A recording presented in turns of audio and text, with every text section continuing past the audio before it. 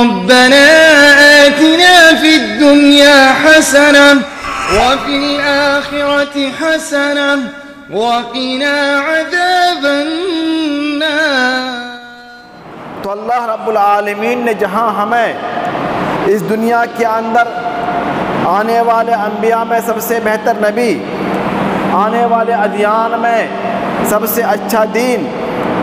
نازل کردہ کتابوں میں سب سے مقدس کتاب قرآن حکیم نازل کیا، وہیں پہ اللہ تعالی ہمیں اور آپ کو یہ تعلیم دیتا ہے، ہمیں اور آپ کو یہ حکم دیتا ہے کہ اے مسلمانوں، ہم نے دنیا کے اندر تمہیں سب سے افضل امت بنایا، تمہیں سب سے افضل کتاب عطا فرمائی،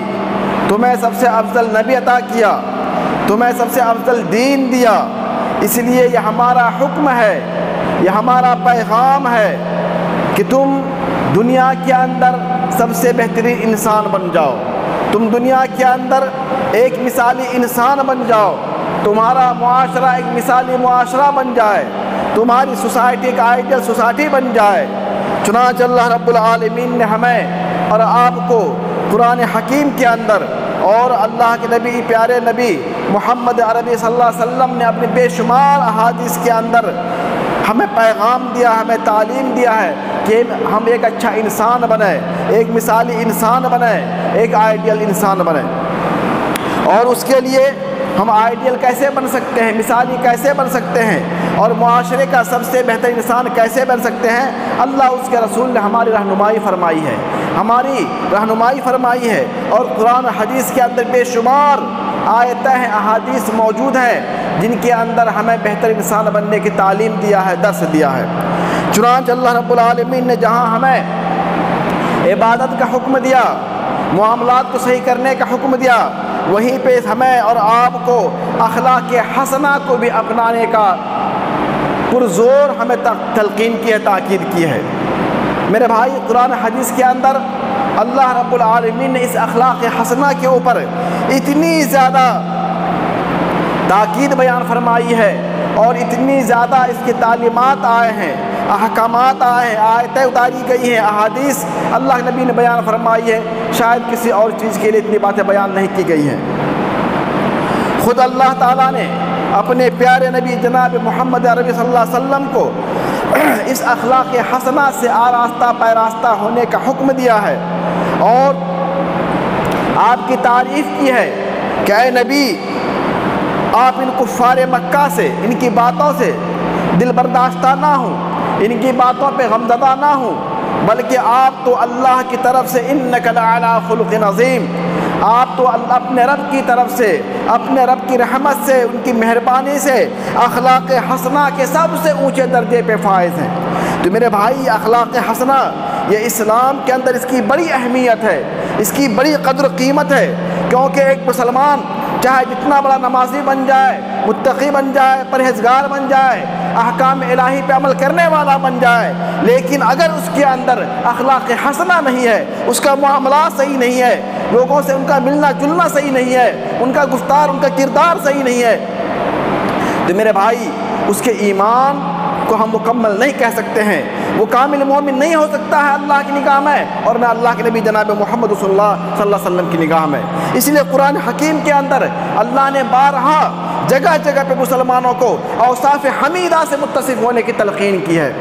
اور اللہ کے نبی جناب محمد صلی اللہ علیہ وسلم نے اپنی بے شمار احادیث کے اندر اخلاق حسنہ سے اپنی زندگی کو، اپنے آپ کو آراستہ کرنے کی، پیراستہ کرنے کی، مسلح کرنے کی اللہ کے نبی نے تاکید کی ہے اور حکم دیا ہے۔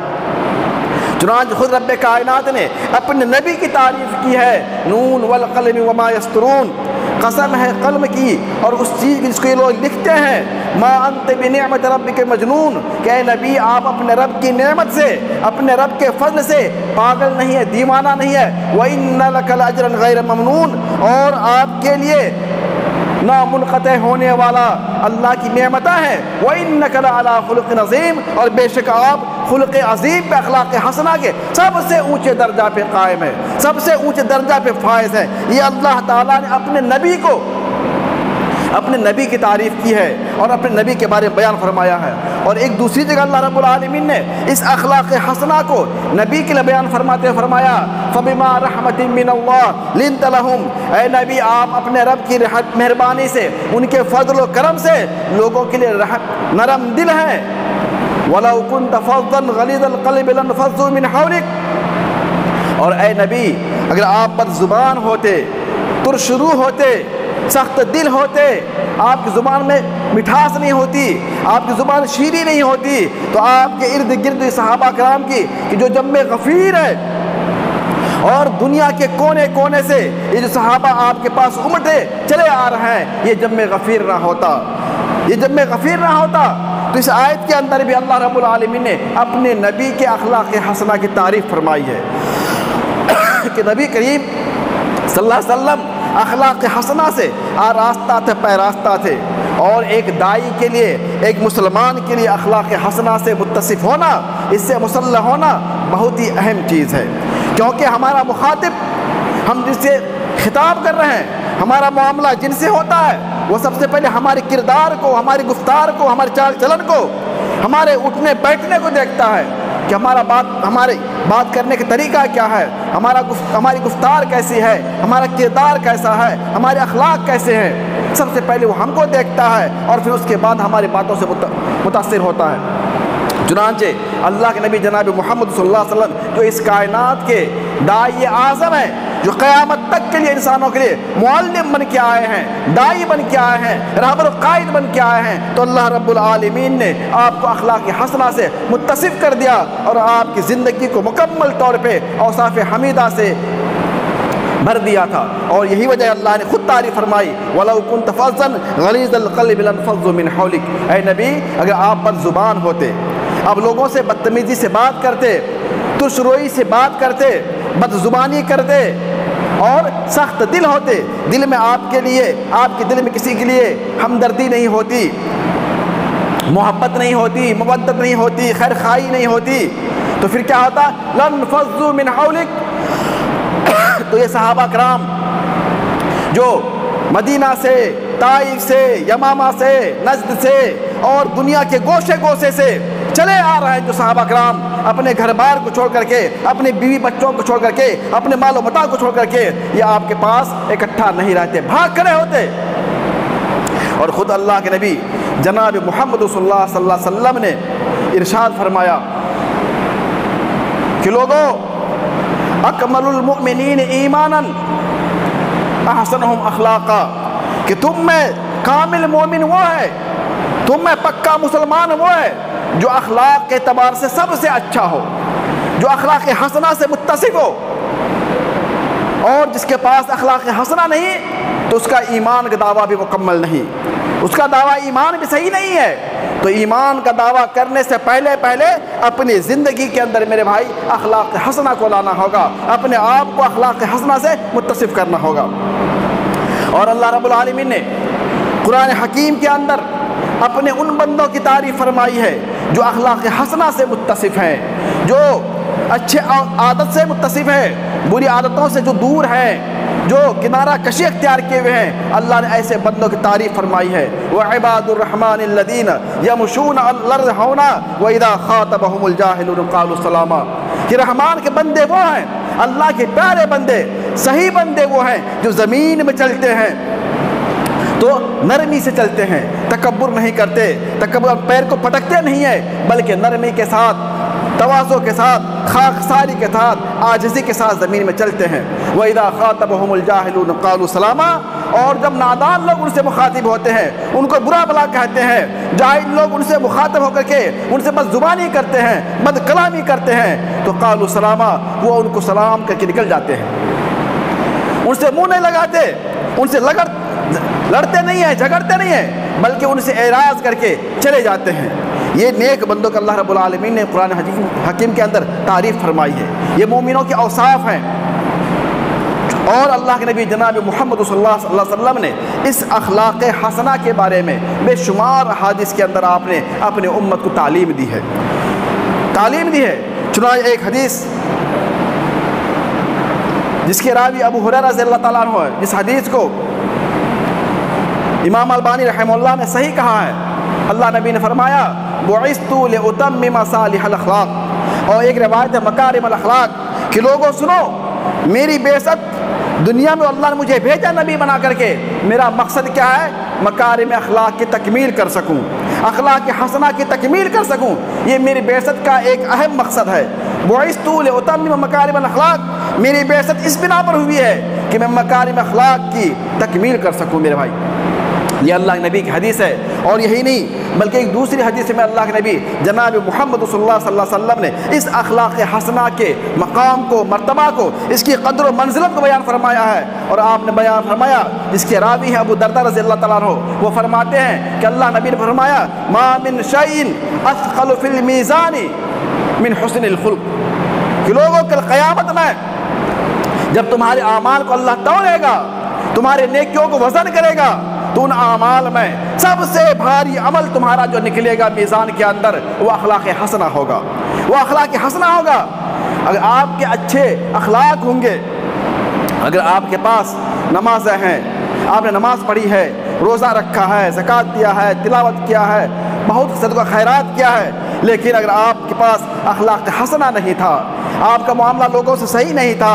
آپ کی بات کرنے کا طریقہ صحیح نہیں تھا، تو کل قیامت میں آپ کا میزان ہلکا پڑ جائے گا اور آپ کی نیکیوں کا پلڑا ہلکا پڑ جائے گا۔ تو اللہ نبی نے فرمایا ما من شیء اثقل فی المیزان من حسن الخلق، کہ سب سے بھاری چیز کل قیامت کے اندر جو ترازو میں تولا جائے گا اللہ کے پاس وہ حسن اخلاق ہوگا، وہ حسن اخلاق ہوگا۔ تو میرے بھائی یہ حسن اخلاق اس کا بڑا مرتبہ ہے، اس کی بڑی اہمیت ہے اسلام کے اندر، اور اللہ کے نبی جناب محمد صلی اللہ علیہ وسلم کی ایک دوسری حدیث ہے ان المؤمن لا یدرک بحسن الخلق درجۃ الصائم والقائم، کہ لوگوں سنو، بے شک مومن بندہ اس اخلاق حسنہ کے ذریعے سے رات میں تہجد پڑھنے والے اور نفل روزہ رکھنے والے کے درجات کو پا لیتا ہے۔ یعنی ایک شخص رات کو تہجد پڑھتا ہے، نوافل کا اہتمام کرتا ہے، راتوں کو جاگتا ہے، اللہ کی عبادت کرتا ہے، اور ایک آدمی نفل روزہ کا اہتمام کرتا ہے، اور ایک آدمی وہ ہے جو حسن اخلاق کو اپنائے ہوئے ہے، جن کا معاملہ اچھا ہے، جو حسن اخلاق سے، اخلاق حسنہ سے، اوصاف حمیدہ سے، اخلاق فاضلہ سے اپنے آپ کو آراستہ کیے ہوئے ہے، تو اللہ کے نبی نے فرمایا کہ دونوں کا درجہ برابر ہو جائے گا، دونوں کا درجہ برابر ہو جائے گا۔ تو نفلی عبادت کے برابر اللہ رب العالمین نے اس اخلاق حسنہ کے درجہ کو قرار دیا ہے۔ تو میرے بھائی اس اخلاق حسنہ کی قرآن حدیث کے اندر بے شمار تعلیمات ہیں، بے شمار پیغامات ہیں جس کو ہمیں اپنانا ہے، ہمیں اپنانا ہے۔ ہم خیر امت ہیں، ہماری ذمہ داری ہے کہ ہم پوری دنیا کے لوگوں کو دعوت دین پہنچائیں، اللہ کا پیغام پہنچائیں، لیکن پیغام پہنچانے سے پہلے ہمیں اپنی زندگی کو اخلاق حسنہ سے آراستہ کرنا ہوگا، اخلاق حسنہ سے مزین کرنا ہوگا، تبھی ہماری دعوت، ہماری بات، ہماری تقریر، ہماری گفتار، ہمارا کردار یہ کیا ہوگا؟ مؤثر ہوگا، اور اس کا نتیجہ صحیح طور پہ برآمد ہو سکتا ہے۔ اور اللہ کے نبی جناب محمد صلی اللہ علیہ وسلم نے جو اتنی زیادہ احادیث بیان فرمائی ہیں اور جن کی تعریف خود اللہ رب العالمین نے کی ہے، اللہ کے نبی کی زندگی سیرت کو پڑھیں تو آپ کو اندازہ ہوگا کہ اللہ کے نبی نے صرف زبان سے بیان نہیں فرمایا، بلکہ آپ نے عملی طور پہ اس اخلاق حسنہ کو بھی انجام دیا،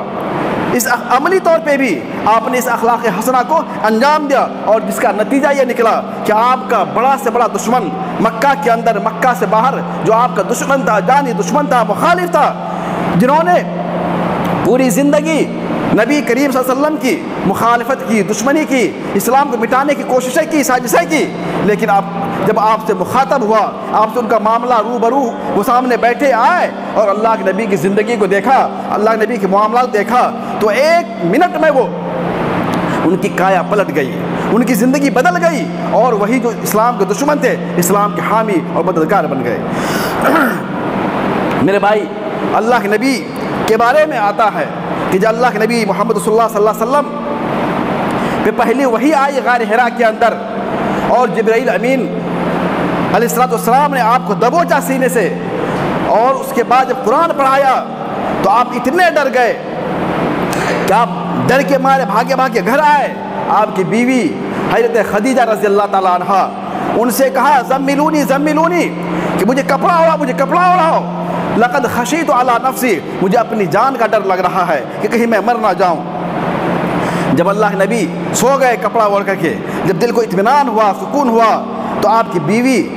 جوزہ مطہرہ رضی اللہ تعالیٰ عنہ نے پوچھا کہ معاملہ کیا ہے، ماجرا کیا ہے؟ تو اللہ نبی نے اپنا واقعہ بیان فرمایا غار حرا کا۔ تو خدیجہ رضی اللہ تعالیٰ عنہ نے جو آپ کو تسلی دی تھی جن الفاظ سے، وہ سونے کے حروف سے لکھے جانے کے قابل ہے، وہ تاریخ میں رقم ہے۔ خدیجہ نے کہا کلا واللہ ما یخزیک اللہ ابدا، اے میرے سرتاج، میرے شوہر نامدار، اللہ کی قسم ہرگز نہیں، اللہ کی قسم اللہ آپ کو ذلیل رسوا نہیں کرے گا، اللہ آپ کو نقصان نہیں پہنچائے گا۔ انک لتصل الرحم، آپ تو کنبہ پروری کرتے ہیں، صلہ رحمی کرتے ہیں، رشتہ داروں کا حق ادا کرتے ہیں، وتحمل الکل، اور بے کسوں کا، بے سہاروں کا آپ بوجھ اٹھاتے ہیں، وتقری الضیف، مہمان کی مہمان نوازی کرتے ہیں، وتکسب المعدوم، اور جو لاچار لوگ ہیں، جو غریب فقراء مساکین ہیں، اب ان کے لیے کماتے ہیں، وتعین علی نوائب الحق، اور مشکل باتوں میں، حق باتوں پہ آپ لوگوں کی مدد کرتے ہیں۔ ان باتوں سے خدیجہ رضی اللہ تعالیٰ عنہ نے آپ کو حوصلہ دیا، آپ کو تسلی دی کہ اے میرے سرتاج، اے میرے شوہر، آپ کو ڈرنے کی ضرورت نہیں ہے، اللہ آپ کو ضائع نہیں کرے گا۔ اس مکہ کے اندر جہاں لوگوں میں اخلاقی اقدار ختم ہو گئی تھی، جہاں لوگ انسانوں سے کے درجے سے اتر کے حیوان بن چکے تھے، اور اس کے اندر طرح طرح کی برائیاں پیدا ہو گئی تھی، اس موقع میں اللہ کے نبی جناب محمد صلی اللہ علیہ وسلم کو خدیجہ نے ان الفاظ سے آپ کو تسلی دیا کہ آپ ڈرے نہیں، اللہ آپ کو رسوا نہیں کرے گا، آپ تو مہمانوں کی مہمان نوازی کرتے ہیں، غریبوں کی دیکھ بھال کرتے ہیں، بیواؤں کی مدد کرتے ہیں، بے کسوں کا سہارا ہیں، یتیموں کا آپ سہارا ہیں، اللہ آپ کو کیسے رسوا کرے گا؟ تو یہ اللہ نبی کی زندگی کے حالات ہیں، نبی بنائے جانے سے پہلے کے واقعات ہیں جن کو دیکھا خدیجہ نے اور ان کو بیان کیا، اور پھر اللہ کے نبی جناب محمد صلی اللہ علیہ وسلم جب نبی بنائے گئے، پھر آپ نے تبلیغ کے ساتھ ساتھ، قرآن کے ساتھ ساتھ اپنی زندگی کو لوگوں کے سامنے رکھا، اور بے شمار واقعات آپ دیکھیں کہ اللہ کے نبی صلی اللہ علیہ وسلم نے کس طریقے سے اپنا اخلاق کے ذریعے سے اپنے بڑے سے بڑے دشمن کو آپ نے کیا کر دیا، اپنا حامی بنا لیا، اپنا مددگار بنا لیا، اور مسلمان ہو گئے۔ وہ فتح مکہ کا موقع ہے، وہ مکہ جہاں پہ تقریباً 13 سال تک مسلمانوں کو زندگی گزارنا مشکل ہو گیا تھا، جس مکہ سے اللہ کے نبی صلی اللہ علیہ وسلم کو بے کسی کی حالت میں، لاچاری کی حالت میں جان بچا کر کے آپ کو نکلنا پڑا تھا، جو آپ کو قتل کرنے کی سازش کی گئی تھی۔ وہی مکہ جب فتح ہوا، اور سن 10 ہجری میں جب مکہ فتح ہوا، اللہ کے نبی جناب محمد رسول اللہ صلی اللہ علیہ وسلم 10,000 صحابہ کرام کے لشکر لے کے مکہ میں داخل ہوتے ہیں۔ وہ مکہ کے سردار، وہ مکہ کے کافر مشرکین جنہوں نے مسلمانوں کو ظلم و ستم سے دوچار کیا تھا، جنہوں نے مسلمانوں کو آگ کے انگاروں پہ لٹایا تھا، جنہوں نے مسلمانوں کو سولی پہ چڑھایا تھا، جنہوں نے مسلمانوں پہ ظلم و زیادتی کی انتہا کی تھی، اور جنہوں نے خود اللہ کے نبی جناب محمد صلی اللہ علیہ وسلم کو حالت نماز میں آپ کے سر پہ اوجھڑی، آپ کے گردن پہ اوجھڑی رکھا تھا، آپ کے راستے میں کانٹے بچھائے تھے، آج وہ تمام سردار، تمام لوگ اس بات کے انتظار میں تھے کہ مسلمانوں کا قبضہ ہو چکا ہے، مسلمانوں کا غلبہ ہے، ہمارے ساتھ کیا کیا معاملہ ہوگا، ہمارے ظلم کا مسلمان گن گن کے بدلہ لیں گے۔ ڈر کے مارے تھر تھرا رہے تھے، کانپ رہے تھے، سر جھکائے کھڑے تھے کہ ابھی زبان رسالت سے ہماری قتل کا اعلان ہوگا۔ لیکن قربان جائیے اللہ کے نبی جناب محمد صلی اللہ علیہ وسلم پہ، آپ نے مکہ والوں کی حالت کو دیکھا، اور آپ کو موقع بھی تھا، اگر آپ چاہتے ہر ایک سے بدلہ لیتے، ہر ایک کو قتل کرتے، ہر ایک پہ گھر پہ قبضہ کرتے، لیکن اللہ کے نبی جناب محمد صلی اللہ علیہ وسلم نے اعلان کیا، لا تثریب علیکم اليوم، اے اہل مکہ کان کھول کے سنو،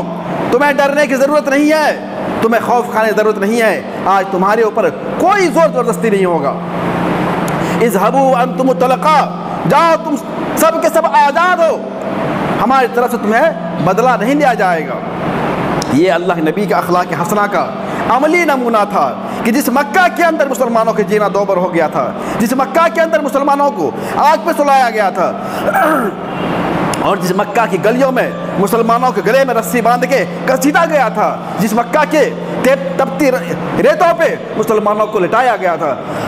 آج اسی مکہ والوں کے ساتھ اللہ نبی کا یہ معاملہ ہو رہا ہے کہ آپ اعلان کر رہے ہیں کہ جاؤ تم سب آزاد ہو، جاؤ تم سب آزاد ہو۔ یہی نہیں میرے بھائی، اللہ کے نبی جناب محمد صلی اللہ علیہ وسلم جب یہ اعلان کیا تو اس کا نتیجہ کیا ہوا کہ پورا مکہ جو آپ کا کٹر سے کٹر دشمن تھا، ابو سفیان جیسے جنہوں نے پوری زندگی اللہ نبی کی مخالفت کی تھی، اللہ نبی کو نقصان پہنچانے کی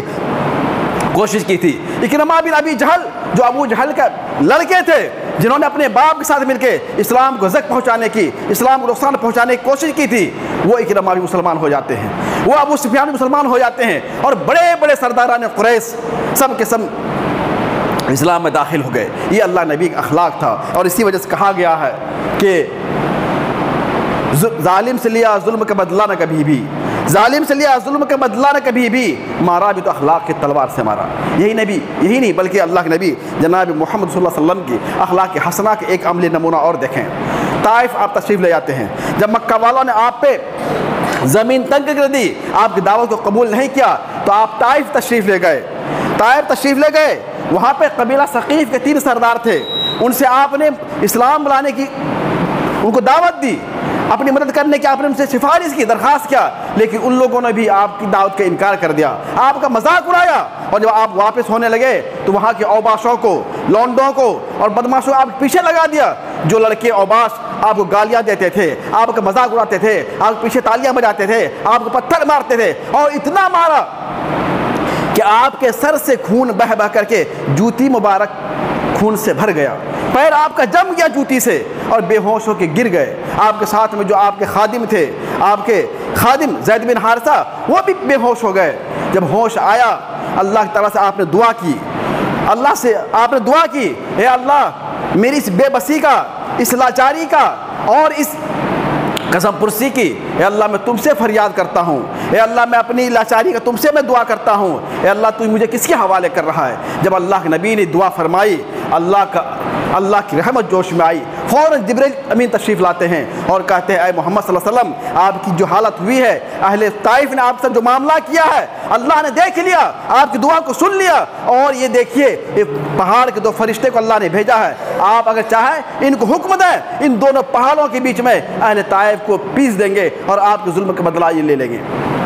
قربان جائیے، اللہ کے نبی اگر چاہتے تو اپنے اوپر ہوئے ظلم کا بدلہ لیتے، لیکن اللہ کے نبی نے کہا نہیں، میں ایسے کرنے دنیا میں نہیں بھیجا گیا ہوں، میں تو رحمت للعالمین ہوں، بلکہ اگر یہ ایمان نہیں لاتے ہیں تو مجھے امید ہے کہ ان کی اولاد میں، ان کی نسل میں ضرور کچھ لوگ ایمان لائیں گے، اور اللہ نے بھی سب کو معاف کر دیا۔ اور ایک وقت ایسا آیا کہ پورا اہل طائف ثقیف کا قبیلہ مسلمان ہو گیا۔